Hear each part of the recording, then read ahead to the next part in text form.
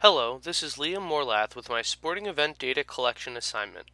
For this assignment, I attended a preseason NBA game at the Wells Fargo Center in Philadelphia, Pennsylvania.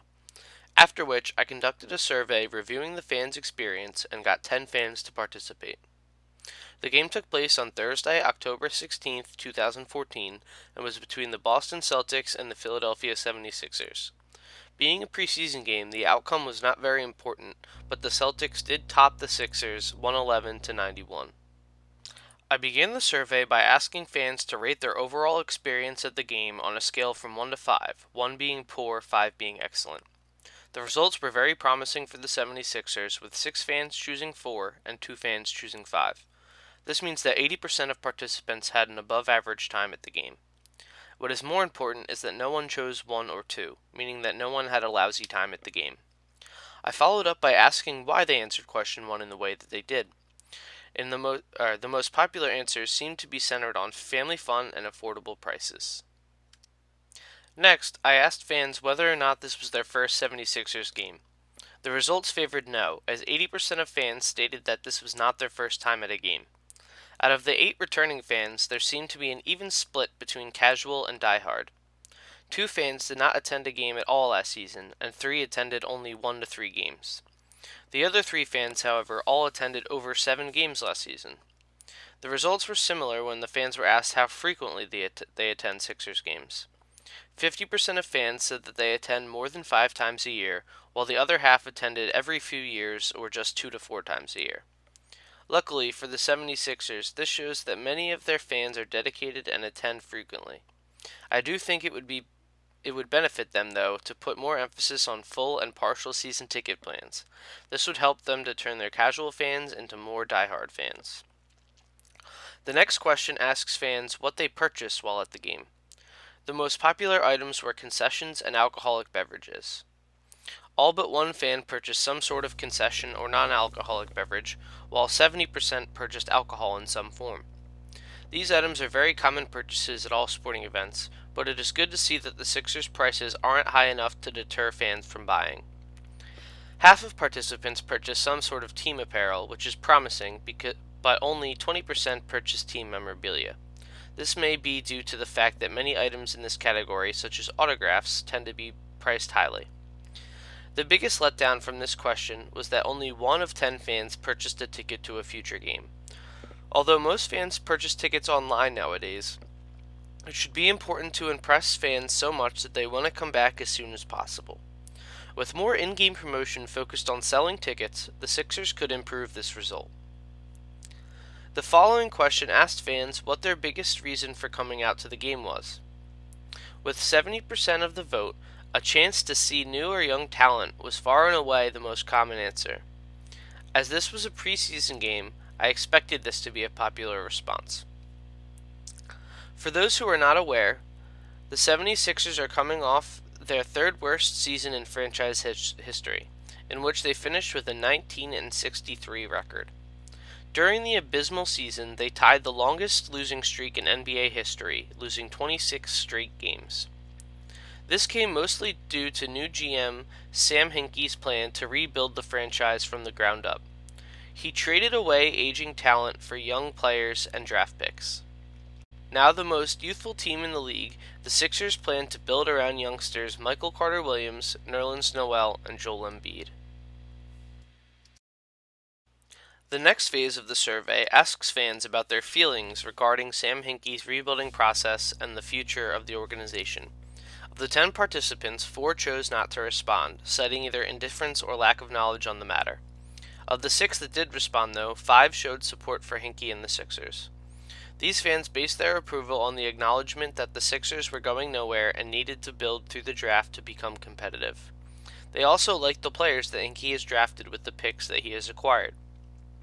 The only fan in disapproval thought that it wasn't worth giving up entirely last season.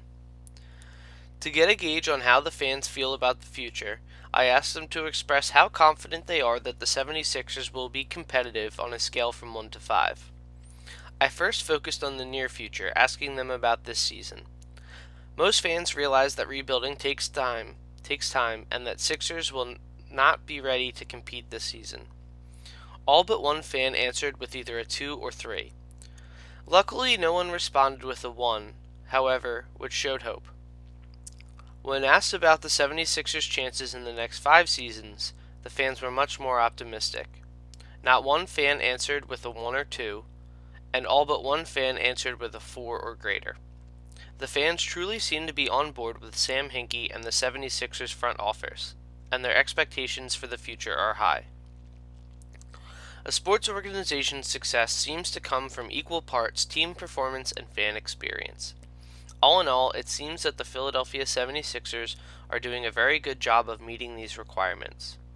When asked how likely it is that they would return to Wells Fargo Center for another 76ers game, this again on a scale from 1 to 5, all fans responded above a 4. Of the 10 fans, 6 answered this question with a perfect 5. By improving the talent on the court and providing the fans with an enjoyable experience, the Sixers have done well to satisfy those who attend their games. I concluded the survey with some basic demographics questions inquiring about gender, age, and race. 70% of participants were male, while 30% were female. When it came to race, the majority of participants identified as white. This was good for 60%. Black or African American fans came in at 30%, and 10% of fans were Hispanic or Latino.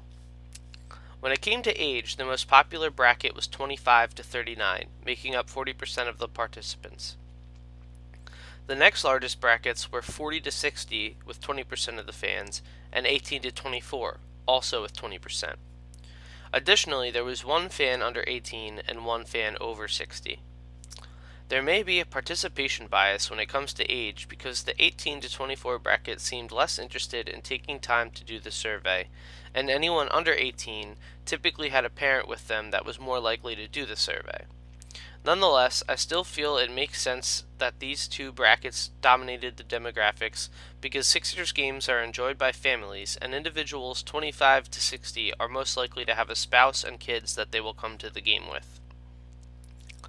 In creating my survey, I don't feel that I ran into too many challenges. I knew that I wanted to get a broad understanding about how fans felt about the 76ers games. Getting to this point was pretty self-explanatory. Being a fan of the NBA and a resident of a Philadelphia suburb, I knew that I wanted to focus more in depth on the rebuilding of the franchise. Surveying the fans about their confidence for the future really interested me. If anything, I think I may have struggled with keeping the survey short and concise. By the end of it all, I had a 15-question survey. Next time, I would either eliminate some questions before administering the survey or find ways to consolidate ideas into fewer questions. Collecting the data was actually much harder than I expected. I wouldn't consider myself an overly shy person, but I am not the kind of person that is completely comfortable going up to random strangers in public either. It took some time to work up courage to just go up to someone and explain to him or her what I was doing to ask for their help. Next time, I would just realize that the worst thing that can happen is that they decline.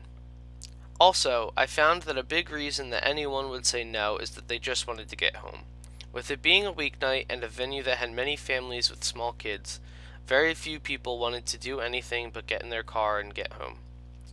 I think next time I might go around to people in their seats towards the late third or early fourth quarter of the game, rather than standing in the concourse trying to stop people on their way out. All in all, though, I got my results and had a fun time doing it. Thank you. This has been Liam Morlath with my sporting event data collection presentation.